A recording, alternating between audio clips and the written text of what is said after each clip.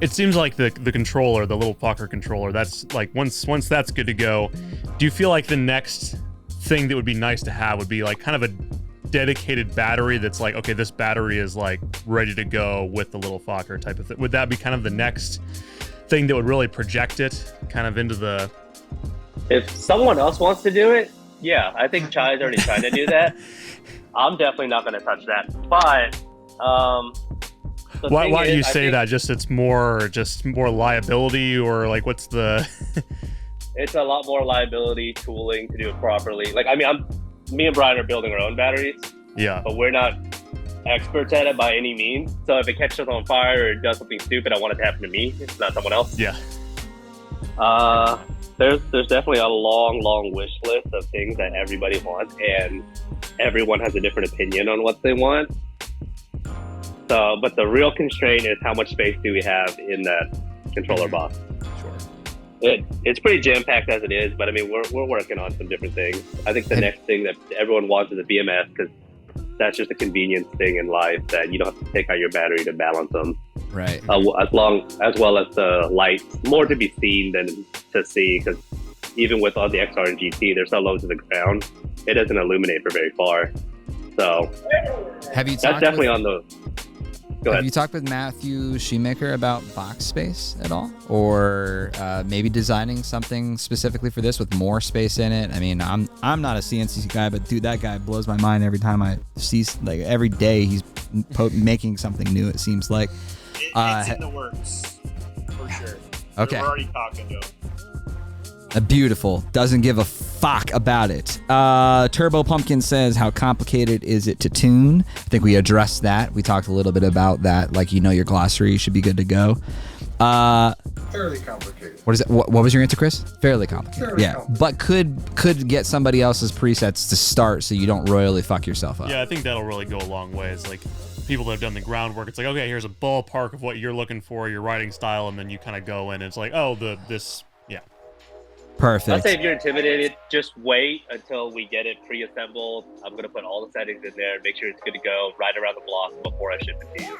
Yeah. So that'll be the easiest way to get started. Just because you have to fuck with your settings doesn't mean it can't be done quickly or like understand where it's at. Just it's a little more capacity in your brain as opposed to ride and go that like, oh, maybe I need to change things up for this style ride that I'm going to be on, right? Or I don't know. Like, I mean, it's the same as me playing a guitar. Like, oh, I actually want to play with this setting right now. I'm going to move around. I'm going to turn this compressor on. Like, there's no big difference in like, brain capacity. It's just, and that was actually a community question, which was like, how complicated is it to tune?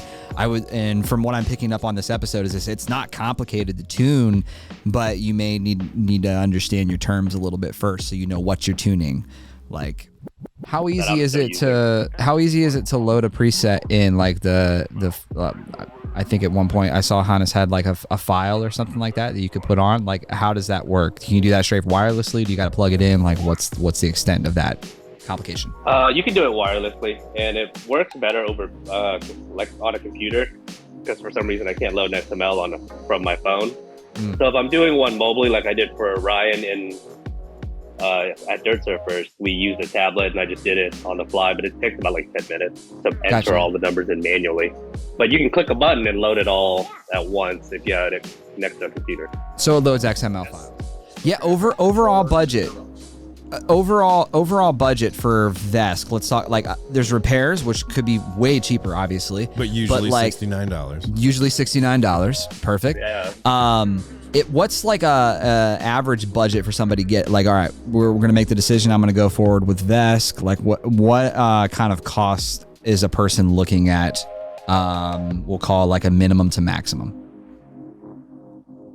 Minimum probably about $300, because really the only thing you need is this, and to do it as cheap as possible, you can do all the work yourself and harvest all the connectors from your XR if you really wanted to. Right. So that's again cheapest option. Right. Is that. It's possible. It's just very inconvenient, right? So at $300, all right, versus like maximum, like as close as we are to out the box solution, like what's a person looking at? We're planning on making this around $600-700. I'm still working on some supply chain stuff because everything is still a mess. But we're hoping to get this out the door for $600 to $700.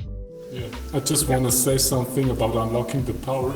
I got one here, and I just wanted to ask if you want to hear and see how it free spins at 50 miles per hour. That's the fucking movie. Yes, please. Yes, please. Show that to me immediately.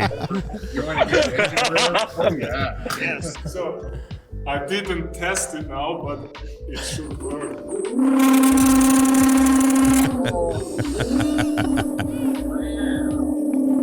Yeah, it's 43 miles per hour. My God. How many amps of field weakening did you put on that? Yeah, it's with field weakening. So I'm not the best person to answer that. I'm just here to enjoy it and share it with anyone. I don't really even It's care. like, why are the hops so tasty in this IPA? I don't like. Yeah, exactly. I'm just here to sip it and get drunk on it. So I think Hannes and we can answer that, but man, you it's part of the experience. Like, it's very overwhelming when you first get into VESC. So some of the viewers out there, they start looking into like, what the hell is this? You know, all these values that you can change. It's very daunting, very discouraging, I would say. Even in the beginning, you get frustrated, like it's just too much to learn. But over time, it transitions into the pursuit of the best ride, and it becomes addicting. And then you want to learn, and it becomes fascinating. And it's like, holy crap, FM has been just hiding this from us this whole time. And then you get to the best tune that's good for you. And then we were talking about rider profiles. You can load your favorite, character from a video game.